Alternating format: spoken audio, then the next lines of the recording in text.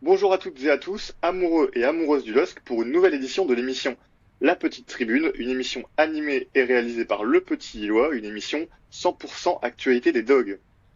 Pour discuter un peu du LOSC aujourd'hui, donc après un week-end bien chargé, notamment par une belle victoire acquise à Louvain, 6-3, je suis accompagné par un plateau exceptionnel.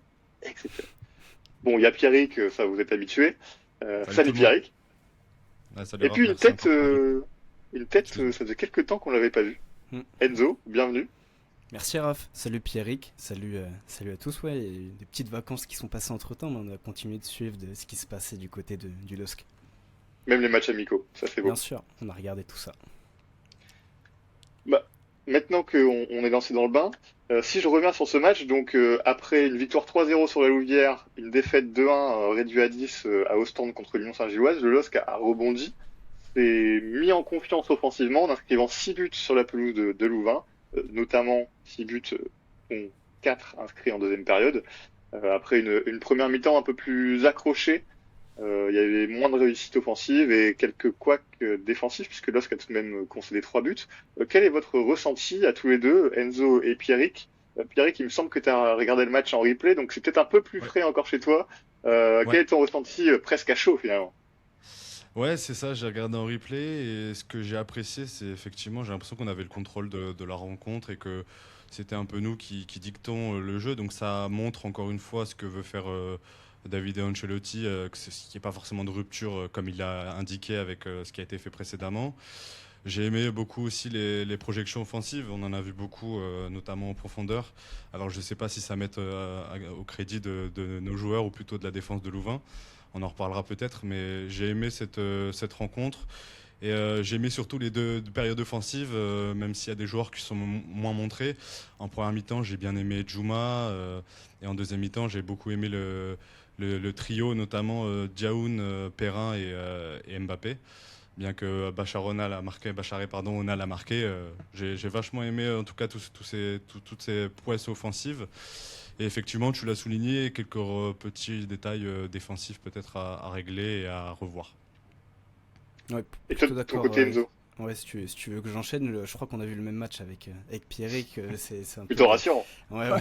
C'est un peu les mêmes enseignements, hein. La maîtrise, clairement, c'est un peu ce qui ressort de tout ça, notamment avec ballon. Techniquement, tactiquement, tu voyais que le LOSC était supérieur. David Ancelotti en a parlé aussi, la qualité des ressorties de balles, de l'attaque, de la profondeur. Offensivement, c'était vraiment très intéressant. C'est aussi pour ça que le LOSC met 6 buts à Louvain. Après, évidemment, du côté de la colonne moins, comment dire, la qualité défensive et notamment la déconnexion défensive sur certains buts, parce qu'en soi le LOSC prend 3 buts, mais sur 90 minutes, peut-être que le LOSC pendant 90 minutes est plutôt très solide, concède pas beaucoup, et à chaque fois les phases où tu concèdes, ça finit en but, et c'est sur des gros moments de déconnexion, de déconcentration défensive, mais bon, dans l'ensemble c'est plutôt positif. Pierrick a aussi parlé du secteur offensif de la deuxième mi-temps que j'ai beaucoup aimé, il y a pas mal de jeunes qui ont marqué des points.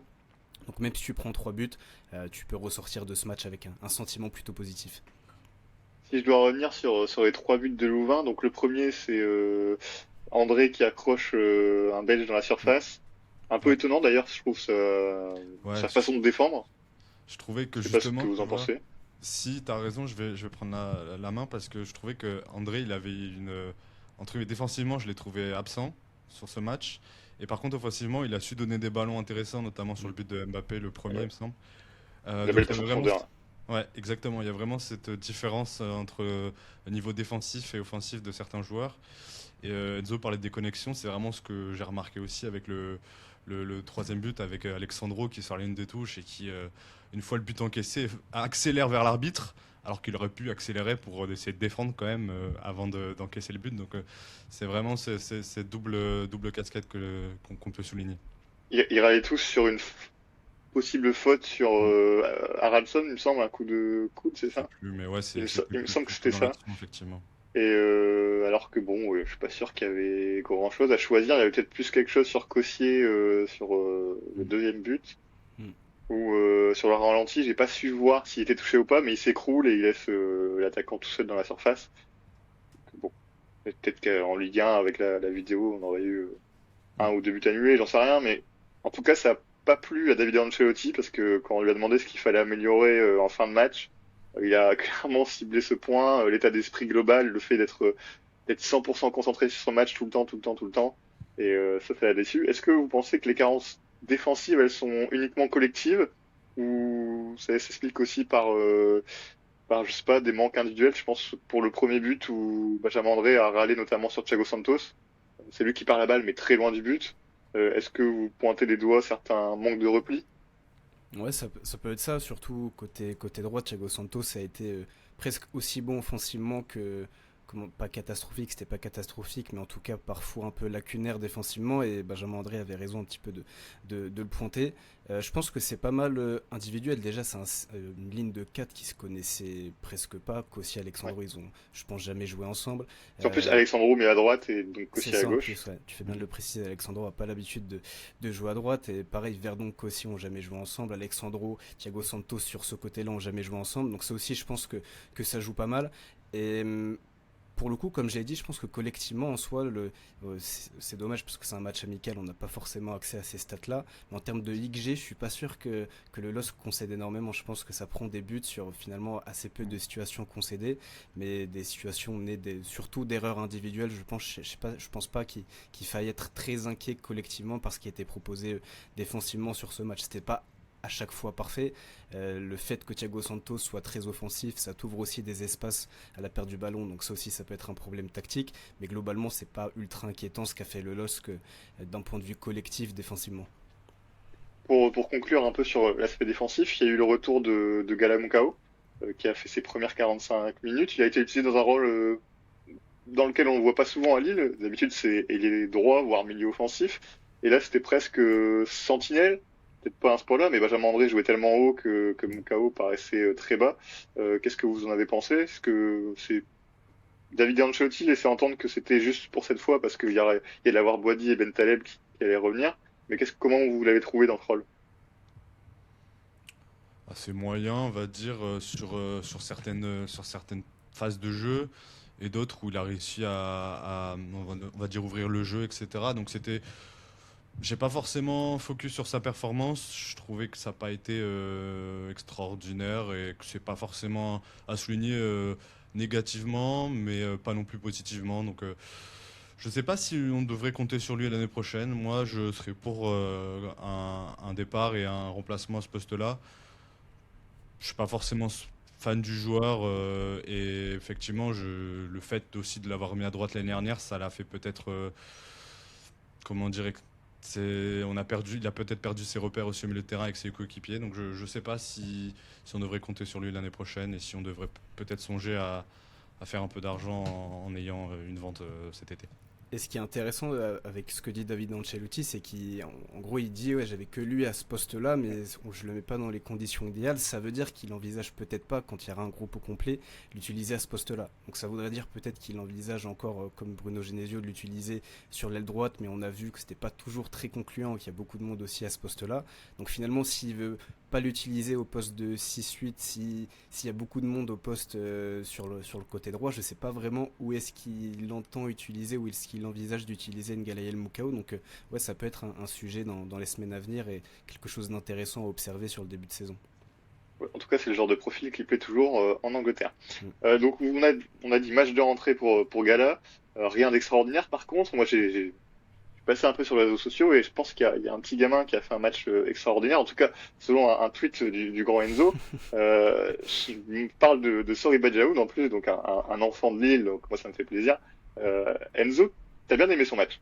Ouais, j'adore. Et ben en fait, c'est dans la lignée des entrées qu'il faisait la saison passée à l'hiver, quand il y avait beaucoup d'offensifs du LOSC qui étaient absents, qui étaient blessés. Soriba Diaoun a eu un petit peu des spots, des opportunités. Il les a toujours bien mises à contribution. Et finalement, sur la fin de saison, sur les 3 4 5 derniers mois, il n'avait pas eu de temps de jeu parce que tout le monde était de retour et qu'on faisait jouer plutôt les joueurs les plus expérimentés et qu'on mettait un petit peu sur le banc Soriba Diaoun. Mais je trouve qu'à chaque fois qu'il a été sur le terrain avec le LOSC, il a optimisé ses minutes. Et ce qu'il a fait encore ce week-end, c'est un petit peu dans la lignée de tout ça, les prises d'initiative qu'il a dans son jeu, la disponibilité qu'il a entre les lignes. Chaque fois sur ses prises de balles, il se met vers l'avant, c'est des prises de balles progressives et c'est un joueur qui, je trouve, crée beaucoup de différences, qui est très provocateur, mais toujours de manière juste, tactiquement, avec la bonne prise de décision. Je trouve que c'est un joueur qui est très mature pour son âge, avec le peu de temps de jeu qu'il a en pro, qui fait toujours très souvent le bon choix, et pourtant il prend des risques. Et c'est souvent assez contradictoire quand tu es jeune. Soit tu as un jeu assez simple et finalement on dit que tu fais souvent les bons choix, soit tu as un jeu avec beaucoup de prise de risque et on dit que tu fais pas toujours les bons choix. Je trouve que Soriba Diaoun allie plutôt bien les deux. Et finalement, la palette est très très large. À chaque fois qu'il joue, c'est positif. Là, sa pré-saison est plutôt très pertinente. Donc, ça va être quelqu'un peut-être sur qui compter pour David Ancelotti. Il y a beaucoup de monde devant, mais si le joueur reste performant comme ça, si le joueur, à chaque fois qu'il joue, est positif pour son équipe, forcé un moment de lui donner sa chance et de lui laisser exprimer le talent qu'il montre. Pierrick, est-ce que tu es étonné par ce genre de performance? C'est qu'un match amical, hein, mais même si ça reste dans c'est la continuité de ce qu'il avait montré jusqu'ici, mais moi, j'avais pas le sentiment quand je le voyais en réserve ou en jeune, qu'il puisse comme ça se battre pour une place en pro à Lille, en tout cas pas dans une équipe qui peut jouer avec des champions. J'ai l'impression qu'il force un peu les portes. Est-ce que tu es surpris par ça ou toi tu t'étais dit ça va être bon? Bah, j'étais un peu comme toi, je trouvais que c'était un peu compliqué à juger et que justement on allait sans doute s'en séparer en prêt ou par un transfert comme d'autres de la réserve ont été cette saison ou encore les années précédentes. Et finalement, comme tu l'as dit Enzo, ces entrées en Ligue 1, elles ont été incisives, bien que je trouve que sur la deuxième partie, il a eu moins de temps de jeu, mais elles étaient moins incisives aussi. Donc c'est-à-dire que je trouvais qu'il avait plus d'impact sur les derniers matchs de 2025, il me semble, où vraiment on avait Il senti. marque à Auxerre d'ailleurs. Par exemple, ouais, je pensais à ça aussi, match d'Auxerre. Et puis un autre match, c'était Metz, où il me semble, il fait, ou Ouais, je sais une plus, passe il fait. et une barre. Ouais, c'est ça. Et tu te dis, ah ouais, quand même, c'est sympa quand même pour ses premières entrées. Donc on a envie de revoir. Et puis il faut pas oublier que Sori Badjaoun, il fait une belle prépa aussi l'année dernière. Donc maintenant, le défi, ça va être de confirmer maintenant sur les premiers matchs de Ligue 1, il va peut-être avoir du temps de jeu, s'il venait à rester, de confirmer ce qu'il avait montré sur ses premiers matchs. Et il y aura beaucoup de compétitions, il y aura beaucoup de matchs cette saison, donc il y aura forcément un peu de temps de jeu. Donc je pense que c'est une saison encore, une deuxième saison d'apprentissage pour lui. Et c'est à lui de montrer qu'il peut peut-être être dans la rotation et peut-être à l'avenir rester dans cet effectif. C'est tout ce que je lui souhaite. Bon, en tout cas, il va provoquer, c'est sûr, des maux de tête au staff technique lillois. Mm. Pour rester sur le côté offensif, c'est un joueur qu'on n'avait pas beaucoup vu jusque depuis le début de la prépa, c'est Noah Djouma. Moi, je l'ai trouvé très volontaire, très intéressant. Il a pêché dans le dernier geste, mais s'il pêchait pas dans le dernier geste, il serait peut-être déjà plus à Lille. Mais il a fait quand même pas mal de choses intéressantes. C'est lui qui fait la passe décisive pour Thiago Santos, par exemple, sur le premier but. Comment est-ce que vous l'avez trouvé trop de gâchis ou justement vous préférez garder en tête tout ce qu'il propose? Ce que j'ai aimé, moi, c'est les combinaisons avec justement ce côté droit, parfois avec André, parfois avec Thiago Santos. C'est ces combinaisons, t'as dit le mot juste, volontaire. Je pense que c'est ce qu'il faut retenir, c'est-à-dire que j'avais eu en tête le match de Marseille où il rentre et il fait une bonne entrée cette saison, la saison dernière, pardon. Et c'est vrai que j'avais pas revu une prestation comme celle-là. Et puis il a eu aussi quelques petits déboires fin de saison dernière, quelques petites erreurs qui avaient coûté notamment des points. Une paire de balles, il me semble, contre Reims. Non, pas Reims, je sais Non. plus. Euh, Euh, Ah, c'est je sais Lorient, contre pardon. qui. C'est Lorient, c'est Lorient. Une petite paire de balles en fin de match. Mais effectivement, là, on a vu que c'était pourquoi on l'avait acheté à l'hiver dernier. C'est-à-dire que c'est un joueur qui a de la dynamique, qui a un peu ce style provocateur, qui est capable de percuter. Et effectivement, on en aura besoin et on se demandait peut-être est-ce on va pouvoir l'utiliser. Et c'est justement ces matchs de prépa qui doivent le pousser. C'est la première fois qu'on le voyait autant. Euh, je pense que c'est intéressant et on a envie de le revoir, quoi. C'est un joueur, on sait pourquoi on l'a recruté, pour avoir ce profil-là, un deuxième profil un peu comme Ethan. Et c'est à lui de le montrer maintenant, mais il a toutes les cartes en main et David lui donne sa chance, donc c'est intéressant. Après la question, je vais te relancer là-dessus Enzo, est-ce que son problème c'est pas l'intensité? Donc il est capable de montrer ce genre de choses dans un match amical, même si Louvain c'était son septième match amical, normalement en termes d'intensité il devait être là, mais je n'ai pas trouvé que c'était non plus exceptionnel. Est-ce qu'il serait capable de faire ce genre de choses en Ligue 1 par exemple? Ouais, bah oui, ça peut être un sujet parce que en fait son match face à Louvain il est très ambivalent. À la mi-temps t'avais mis les top flops et il y avait Djouma en fait c'était le seul Lillois qui était dans les deux côtés, qui était parfois top, parfois flop et c'est un peu ça résume un peu son match en fait il y a beaucoup de quantité, il provoque énormément et le jeu penche beaucoup de son côté et comme tu l'as dit Pierrick, les combinaisons avec Thiago Santos j'ai bien aimé la connexion entre les deux mais parfois aussi bah, tu as parlé du dernier geste mais aussi quelques prises de balles, des enchaînements qui sont manqués. À un moment, il y a une transition rapide, je crois que c'est un Ouais. 3 contre 2. Il peut servir à Haraldsson, finalement, il garde le ballon, il met du temps à faire son choix. Finalement, il fait la passe à la fin, mais il manque sa passe parce qu'il s'en mêle un petit peu les pinceaux. Ça aussi, c'est quelque chose à corriger, la justesse un petit peu parfois dans sa prise de décision. Mais au moins, comme tu l'as dit, Pierrick, il y a beaucoup, beaucoup de volonté, beaucoup de provocation, de percussion. Et comme tu me poses la question, Raphaël, on a surtout vu Edjouma pertinent quand il y avait de l'espace sur des situations d'attaque rapide, un petit peu moins quand il y avait un peu moins d'espace. Et c'est vrai que Louvain défendait pas très bien sur ce match-là et les équipes de Ligue 1 défendent mieux que Louvain, sont meilleures dans le repli défensif, défendent mieux aussi en bloc bas. Et peut-être que Edjouma, sur ces configurations de match, est un petit peu moins capable aujourd'hui, là, à l'instant T, de performer. Mais bah, je pense quand même que pour un match de préparation, ça reste positif. En plus, il a un poste très concurrentiel, très homogène. Donc, autant sur certains postes, pour certains joueurs, la prépa est importante, mais pas indispensable. C'est surtout sur le début de saison qu'on va les attendre. Autant pour ce type de joueurs-là, ils jouent beaucoup dès la pré-saison pour avoir leur place et leur statut pour le début de saison. Puis, s'il est remplaçant, finalement, peut-être qu'il peut profiter de la fatigue adverse C'est en ça. fin de match pour réaliser ce genre d'exploit. Ouais. Si sa performance est ambivalente, tu voulais parler, Pierrick? Ouais, je voulais juste dire que c'est sans doute un joueur qui a besoin de confiance aussi parce qu'on parle de beaucoup de détails de la différence entre la Ligue 1, le match de prépa, etc. Mais c'est un joueur, je pense, qui n'avait pas ce temps de jeu, etc. Donc ce qui peut gratter en prépa, c'est de la confiance.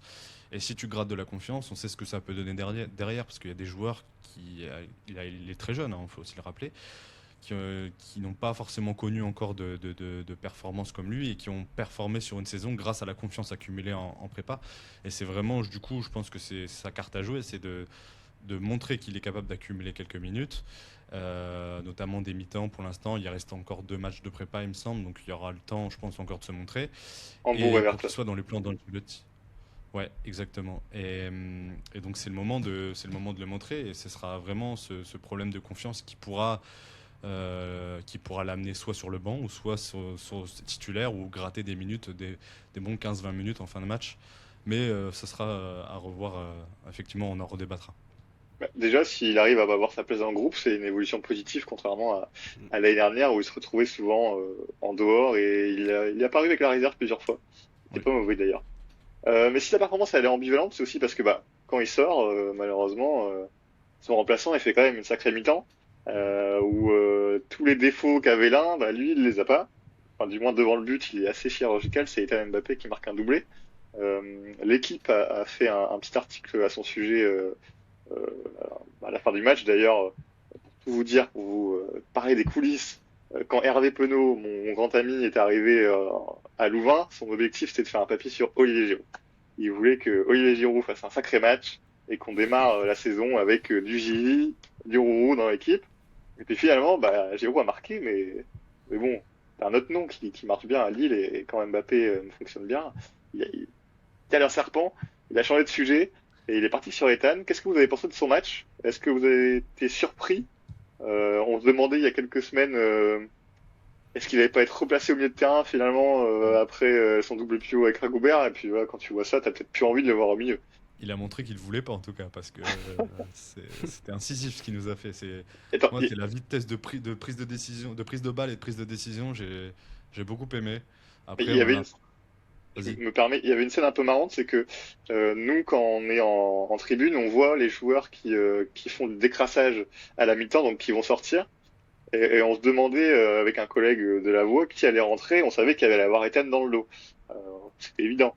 Et en fait, on se demandait donc parce qu'il y avait Mukao qui allait sortir et les droits en même temps. Et on se demandait si c'était Haraldsson qui allait descendre ou Mbappé qui allait être au milieu.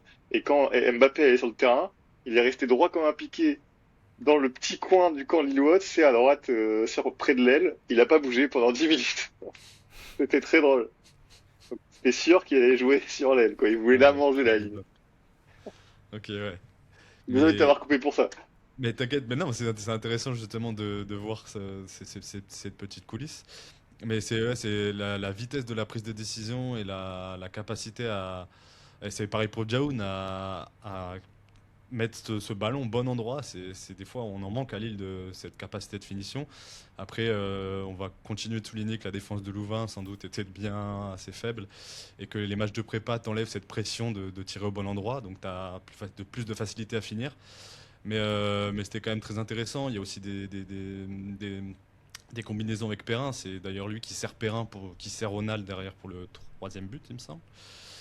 Donc il y a vachement de choses intéressantes à dire sur Ethan. Et effectivement, le seul problème d'Ethan, ça va être les blessures parce qu'on sait qu'il est capable. On l'a vu l'année dernière par bribes. Le problème sera physique. S'il tient sur une saison, je pense que c'est un joueur qui peut-être toucher l'équipe de France à la fin de saison prochaine. C'est-à-dire qu'il sera peut-être capable, s'il fait une saison complète, d'être dans la discussion. C'est sans Pépin, je pense qu'il est capable et qu'il l'a dans le pied en tout cas.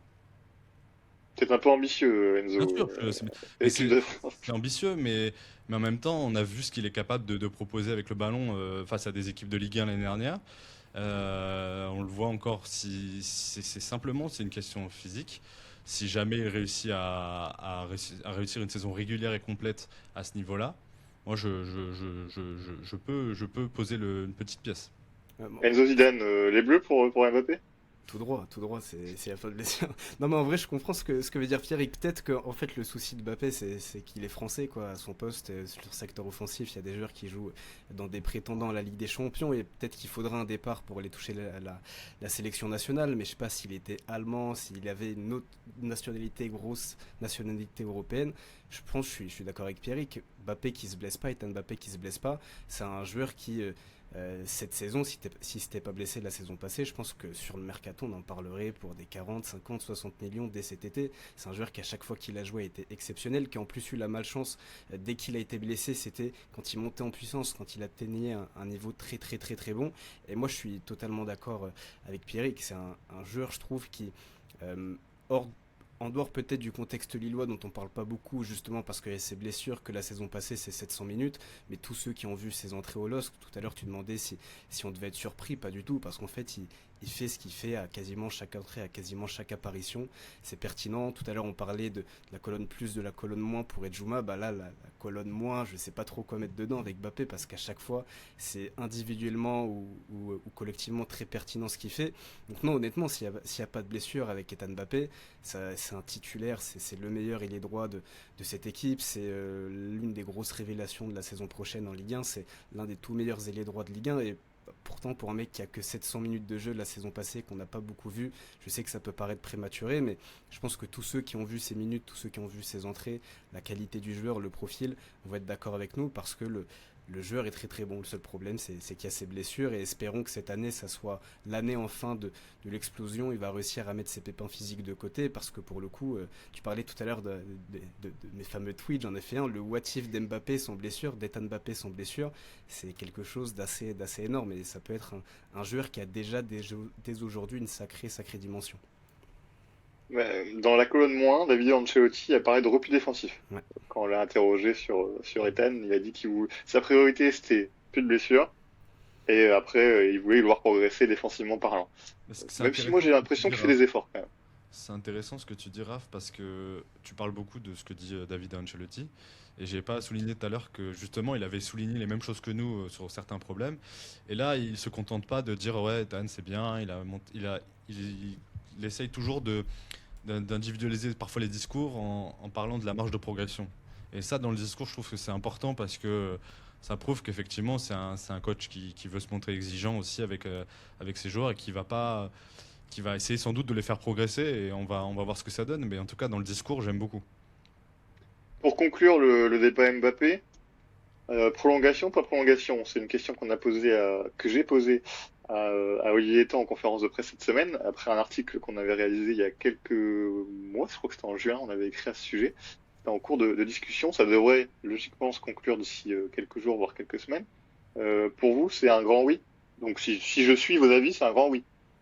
Ah bah oui, Pierrick va dire tu laisses pas filer librement un futur international français. Et je suis d'accord avec lui. Pour moi, faut absolument le prolonger, que ce soit sportivement, financièrement. Il n'y a pas trop de doute à avoir. Il faudra voir évidemment suivre les pépins physiques, mais on a vu aussi que le LOSC avec Ngoy, on a vu aussi ce qu'avait dit Serdanovic à son arrivée en conférence de presse. C'est aussi un club qui est réputé pour savoir remettre sur pied ce type de profil-là. Donc pour moi, même s'il y a cette petite incertitude physique, faut pas trop hésiter sur la prolongation. En tout cas, faut essayer, il faudra avoir le salaire, etc. Mais sur le principe, il n'y a pas trop d'hésitation à avoir. Et pour poursuivre, tu perds pas grand-chose en prolongeant Kylian Mm. Mbappé. Je veux dire que on a ce problème de fiabilité, ça, on en a parlé, mais tu perds vraiment pas grand-chose à le prolonger. Tu perds, enfin, au pire, t'as un autre joueur qui va mieux performer à ce poste-là. Au pire, ça sera une fin de parcours plutôt en raison des blessures, mais moi, je vois pas un monde où c'est pas une bonne chose de le prolonger. Voilà. Mm. On clôt le débat, mais on reste sur un sujet prolongation. Si là, c'est encore en cours de négociation, de discussion, de signature, il y en a une, c'est bon. C'est signé, on en parlait depuis plusieurs semaines. Enfin, on peut respirer, on l'a vu avec le maillot lillois, c'est Nabil Bentaleb. Petit soulagement, Pierrick. Ouais, petit soulagement, on en parlait beaucoup parce que c'est important pour moi de garder de la continuité dans le vestiaire avec des joueurs qui ont connu l'ère d'avant Ancelotti parce que j'en parlais, c'est cette transition entre un nouveau coach assez jeune, peu expérimenté, bah, pour moi il faut des cadres dans le vestiaire et d'avoir un Giroud, un Bentaleb et un André, c'est déjà une bonne base. Même si j'aurais espéré avoir un Mandy, peut-être qu'on en reparlera plus tard. Euh, mais voilà, cette base d'expérience, elle est vraiment importante. Et puis en plus, Nabil, au-delà de ça, c'est que c'est un joueur exceptionnel. C'est un joueur qui est capable de te sortir d'une situation difficile face à un bloc bas. Certains matchs où je me souviens, c'est ces longues balles dans le dos des défenseurs qui ont provoqué certains buts et certaines Contre situations Lorient, par exemple. contre Lorient, par exemple. C'est vraiment un joueur spécial et c'est vraiment un joueur très très important dans la Ligue 1 actuelle pour le LOSC et donc c'est un soulagement et au-delà de son identité lilloise, voilà, c'était un 100%, c'était ce qu'il fallait faire. Sur le plan du jeu, Enzo, David Ancelotti, à son arrivée, avait beaucoup parlé du fait qu'il aimait les joueurs techniques au milieu de terrain du LOSC. Je pense qu'il citait globalement Nabil Bentaleb. Est-ce que pour toi, c'était indispensable cette prolongation?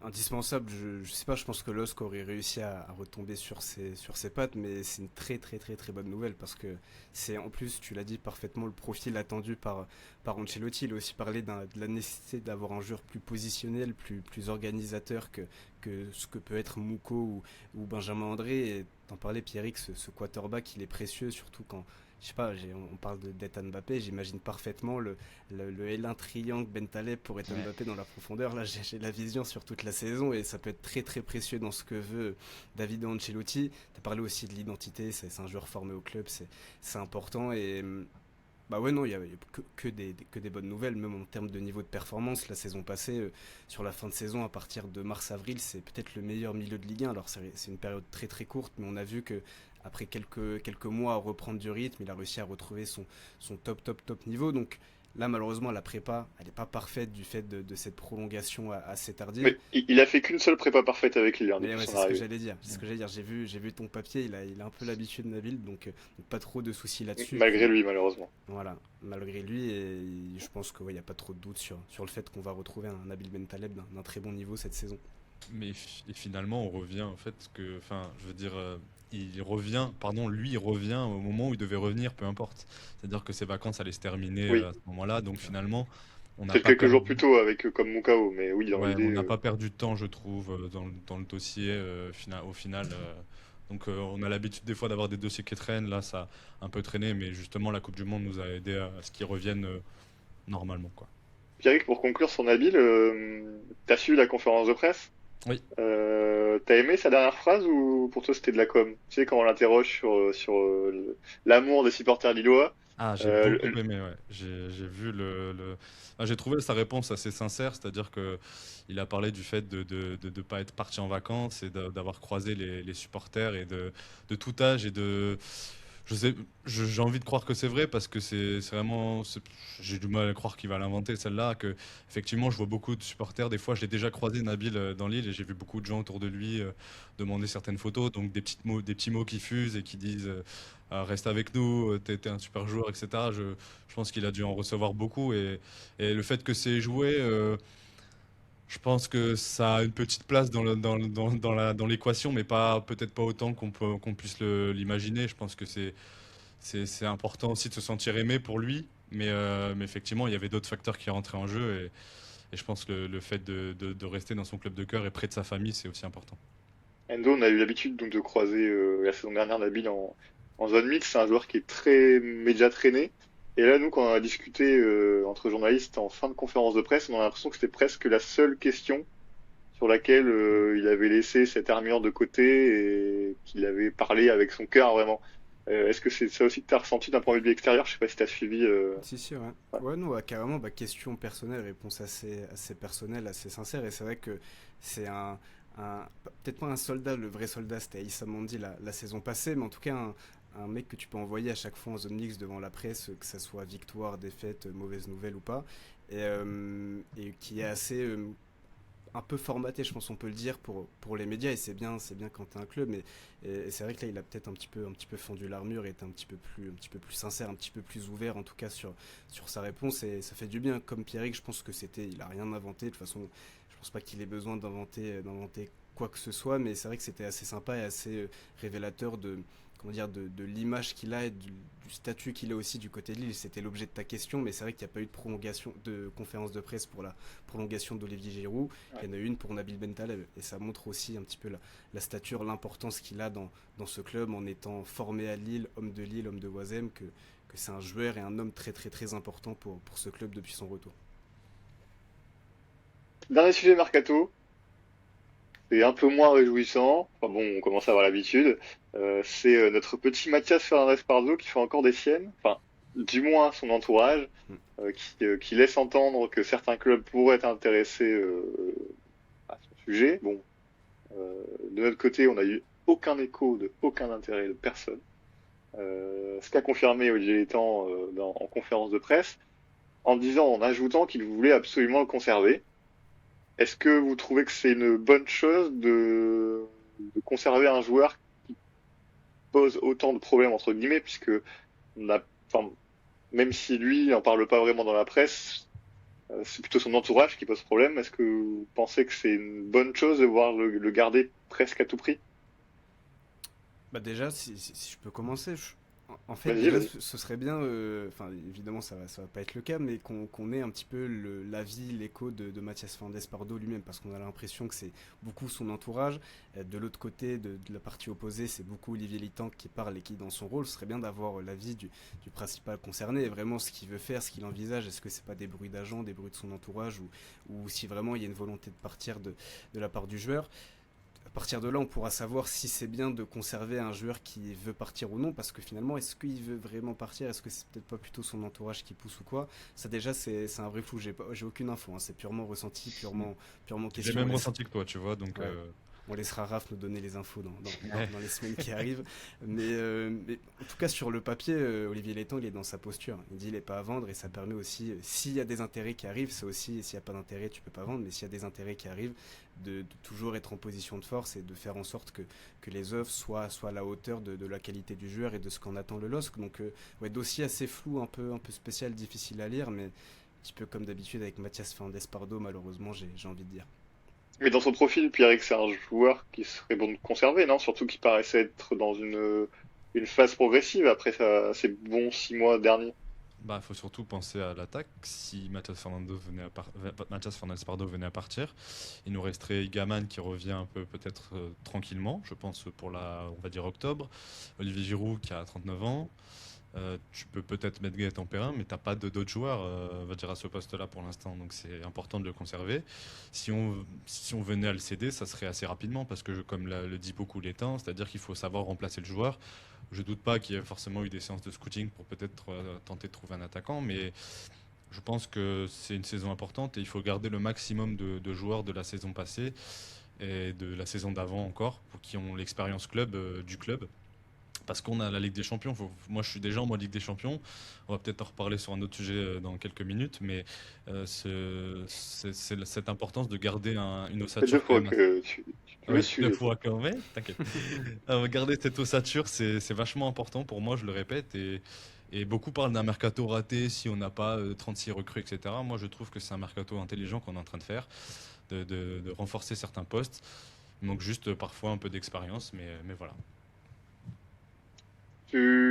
Toi aussi, Enzo, t'aimerais bien le voir continuer à progresser à Lille dans ce rôle d'attaquant de pointe où finalement il est encore qu'un jeune élément, quoi, puisqu'il a que 6 mois d'expérience à Lille. C'est là qu'il avait percé en Belgique, où il avait d'abord été mis sur l'aile et puis c'est finalement en fin de saison en pointe, il était devenu bon. Est-ce que t'aimerais le voir plus à Lille? Tu sens que c'est peut-être le meilleur endroit pour lui pour qu'il progresse? Ça serait trop tôt de partir. Ouais, carrément, moi c'est un profil que j'aime beaucoup et notamment sur les réseaux, je vois pas mal de gens, je sais pas si moquerie c'est le mot, mais en gros qu'il résume un peu à un sprinter qui a pas d'autre qualité. Je trouve que c'est un joueur qui a Un poulet énormément. sans tête. Voilà, exactement. Mais surtout l'aspect sprint, l'aspect vitesse, je trouve que c'est un joueur qui a énormément de qualité, qui est peut-être genre 6 mois, 1 an trop tôt avant d'aller toucher le très très haut niveau. Mais justement, j'aimerais bien le voir dans une équipe Ligue des Champions qui lui permet aussi d'avoir cette exposition, d'avoir, même s'il y a retour de d'Hamza Gaman, pas mal de temps de jeu à ce poste-là, bah, le voir sur une saison complète à ce poste-là, dans une équipe Ligue des Champions. Je pense que ça peut être très très bien pour toutes les parties. Je sais pas si c'est ce qui va devenir, mais je trouve que c'est un joueur qui a énormément de qualité et qui ferait bien de les mettre à contribution pendant une saison complète à ce poste-là dans une équipe Ligue des Champions comme Lille où il a des garanties entre guillemets de temps de jeu. Bah, c'est sûr que sans Hamza Yaman qui devrait arriver, revenir vers octobre, mais on sait que quand tu reviens d'une aussi longue blessure, tu n'es pas à 100% directement. Giroud doit avoir un rôle de backup, voire backup si Hamza Ouais. revient. Donc Mathias est censé avoir une exposition. En tout cas, la bonne nouvelle, c'est qu'il était aujourd'hui avec le LOSC. Il est parti en Allemagne pour le stage. Je vais pas me risquer à dire le nom de la ville allemande parce que déjà en l'écrivant, c'est compliqué. Mais Ça me à rappelle quelques quelque heures chose. d'Hambourg, ils sont à moins de 500 km. Voilà, c'est ce que j'ai regardé ce matin. Mais c'est déjà ça, le groupe est au complet, donc ça c'est bien. À David Ancelotti de le séduire aussi finalement. On Mm. va conclure avec un dernier sujet. On reste sur la conférence de presse. C'est une question qui a été posée à Olivier Tans. C'est la perte d'expérience en défense centrale avec les départs d'Aïssa Mandi et de Chancel Mbemba. Donc 34 ans, 31 ans, et puis sacré parcours quand même, des titres aussi. Hein. Aïssa qui a remporté la CAN, 2 capitaines en sélection. Donc un sacré bagage, remplacé par Tanguy Nianzou et Isaac Cossier. Olivier Létang a laissé entendre que c'était voulu, ce qui est le cas, qu'il souhaitait passer à autre chose et avoir un peu de fraîcheur. Pierrick, je sais que c'est quelque chose qui t'inquiète, donc je te lance pas tout de Oui, suite. bien sûr. Si on a un regard neutre et frais, Mm. Enzo, est-ce que tu penses que la perte d'expérience est, un, forte, et deux, problématique si elle l'est? Alors la perte d'expérience, elle est assez forte et en même temps juste devant dans un secteur très proche sur le terrain, t'as Benjamin André et Nabil Bentaleb. Donc là aussi je pense que c'est à nuancer et même dans cette charnière centrale, Tanguy Nianzou, je crois qu'il a 24 ans de mémoire, mais c'est un Oui. joueur très expérimenté qui a commencé très jeune et qui a vécu dans des très gros clubs, le PSG, le Bayern, qui a ouais, le vécu européen et pas mal d'années de très haut niveau Puis derrière à lui. Séville, il gagne la Ligue Europa aussi. Tout à fait, ouais, Mm. tout à fait. Et puis, bah, même dans ceux qui restent, Alexandro, 26 ans, mais très gros, vécu à Lille. Et ça fait 4 ans, 4 saisons qu'il est à Lille. Ça reste un joueur expérimenté du club, qui connaît le contexte club. Et puis Qui a déjà finalement, joué avec des champions. tout à fait aussi, Nathan Ngoy qui est là depuis 1 an finalement. Je pense pas que tu vas avoir un énorme chamboulement dans cette défense. Et bah, peut-être qu'un Issa Mandi aurait pu être plutôt bénéfique dans cette logique d'expérience, de continuité. En même temps, je me dis que même si sur l'âge, sur le CV, t'as pas forcément ces profils trentenaires expérimentés, je pense que autant dans le vécu européen et le vécu club, je pense que tu peux avoir des profils adaptés, sachant que sur d'autres zones du terrain, t'as des joueurs aussi qui ont cette trentaine passée, qui ont pas mal d'expérience, de leadership. Pour moi, c'est pas forcément problématique d'avoir perdu Aïssa Mandi et Chancel Bemba et de ne pas les avoir remplacés par des cadres très expérimentés. Alors Pierrick, comment tu vas rebondir face à ça? Bah, le mot est intéressant parce que c'est pas encore problématique, c'est simplement inquiétant pour l'instant. Et j'espère retourner ma veste au fil de la saison parce qu'on aura montré que ce sera pas le cas et que finalement le choix était bon. Mais je reste quand même sur parce que on a parlé de fiabilité tout à l'heure. Nathan Angoy n'est pas forcément encore un joueur très fiable physiquement, même s'il a eu une bonne saison à ce niveau-là. On ne sait pas encore, peut-être que l'année prochaine, ça va reprendre ces petits pépins. Tanguy Nianzou, c'est pareil. Donc derrière, tu aurais Alexandro Isaac Cossier pour la Ligue des Champions, ça serait un peu faible.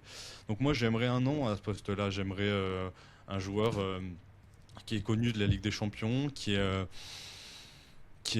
une petite trentaine, qui soit parce qu'on parle beaucoup aussi de colonne vertébrale dans une équipe et ta colonne vertébrale pour l'instant c'est Benjamin André comme pilier on va dire avec Nabil Bentaleb tu l'as dit mais un petit pilier derrière parce que derrière t'as Berke Ozer qui a pas connu avec des champions non plus et devant t'aurais Hamza Gaman qui est pareil tu vas me dire qu'il y aura peut-être Giroud sur les débuts de match mais ou Mathias qui a connu avec des champions mais Mathias ça reste un peu jeune et on l'a vu sur certains comportements aussi donc voilà, moi j'aimerais qu'il y ait encore ce T'as petit Haralson. ajout d'expérience.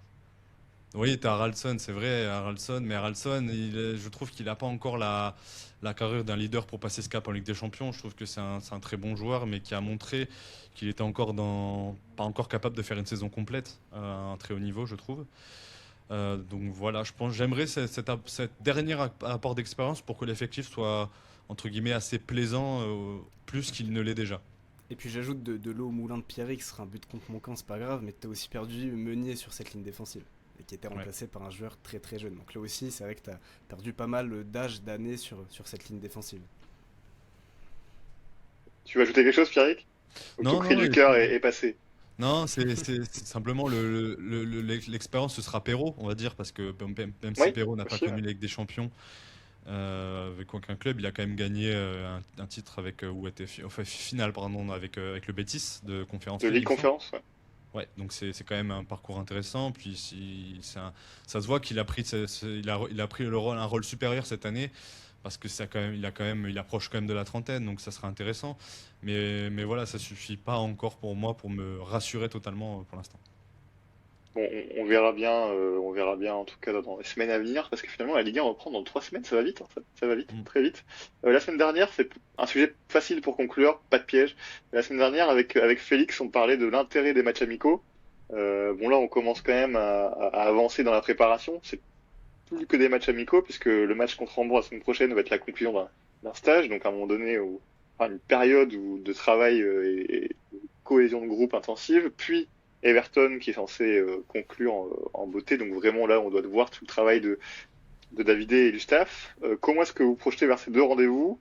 Est-ce que vous leur donnez plus d'importance qu'aux autres, ou ça reste des matchs amicaux, ça veut rien dire pour la suite? Non, bah moi, évidemment, plus ça avance la prépa, plus je trouve c'est des matchs importants et révélateurs finalement, parce qu'on arrive sur des niveaux physiques qui sont plus proches de ce qu'il y aura sur la suite de la saison. Puis en plus, c'est des configurations intéressantes parce que nouveau coach, donc un peu de découverte, qu'est-ce qui est apporté, qu'est-ce qui est changé ou non par Davide Ancelotti. Puis pas mal de joueurs dans des secteurs très homogènes, très proches, qui ont pas mal de choses à prouver, qui n'ont pas toujours eu du temps de jeu la saison passée. Donc non, moi je suis très intéressé, plus intéressé encore que les matchs précédents, mais comme je serai plus intéressé par la J1 face à Angers que les deux derniers matchs amicaux. Donc logique, tu montes en puissance, mais évidemment c'est des matchs que je vais regarder personnellement. Enzo a un peu tout résumé, mais on en avait parlé il y a 2 semaines. Moi, le match qui sera charnière pour moi sera Everton. Intensité Première League, veille on va dire une semaine avant le début de la J1, etc. Un peu plus de certitude, etc. Donc ce sera vraiment là un match où on pourra juger presque comme un match de championnat, dans le sens où je pense que beaucoup de choses seront plus structurées et il y aura beaucoup plus d'enseignements à tirer, je pense, en termes de niveau individuel et collectif surtout, et de pattes David Ancelotti. En tout cas, cette fois, David Ancelotti pourra compter sur tout son groupe, tous ses joueurs. Les Mondialistes sont revenus. Les seuls joueurs sur lesquels il pourra pas compter, c'est les futurs recrues, potentiellement. Mais bon, là, il y en a déjà trois qui sont arrivés. Je pense qu'on va être calme pour l'instant. Et puis, connaissant Olivier Létang, ce sera plutôt des opportunités de marché en fin de mercato ou des réponses aux ventes. Rendez-vous donc à Hambourg. Je serai sur place. 8 heures de route en voiture, ça va être bien. C'est Ça va sympa. être bien. Ça va être bien, mais c'est aussi l'occasion de découvrir des stades qu'on ne peut pas voir habituellement, puisque Everton et Hambourg, c'est pas des équipes qu'on peut croiser facilement en compétition européenne. Donc, mon côté fan de foot et motivé, même pour les 8 heures de route. En plus, j'ai un photographe avec moi, donc ça va être super. Je sais pas si je vais croiser beaucoup de Lillois, il y en avait 180 à Louvain. Ça fait aussi plaisir de les entendre Ouais. après 6 mois enfin non, 3 mois de vide, 2 mois peut-être de vide, du 17 mai à Louvain. Euh, je sais pas s'il y en aura beaucoup à Hambourg, je pense pas. L'année dernière, j'avais croisé quelques Lillois à Com quand même.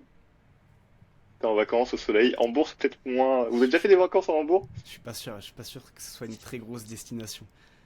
Après, on peut être surpris, hein, c'est pas, hein, mais ça a pas l'air tentant. Ça a l'air une ville assez portuaire, tout ça. Bon, je vous ferai un compte rendu touristique la semaine prochaine dans la nouvelle édition de l'émission La Petite Tribune, parce que oui, on est là toutes les semaines. Pierrick presque presque aussi, malgré lui. Ouais, ouais, attention. Mais toujours ravi de vous avoir Ouais. avec moi, Pierrick et Enzo. Merci beaucoup pour cette belle émission. On va surveiller avec attention le bout de papier et le stylo pour Ethan Mbappé cette semaine. Peut-être qu'on en reparlera la semaine prochaine, qui sait. En tout cas, ce qui est sûr, c'est qu'on parlera allemand lors de la prochaine émission. Merci à vous deux, merci à tous de nous avoir écoutés et à la semaine prochaine. Salut, merci Raph, merci Salut. Enzo. Ciao.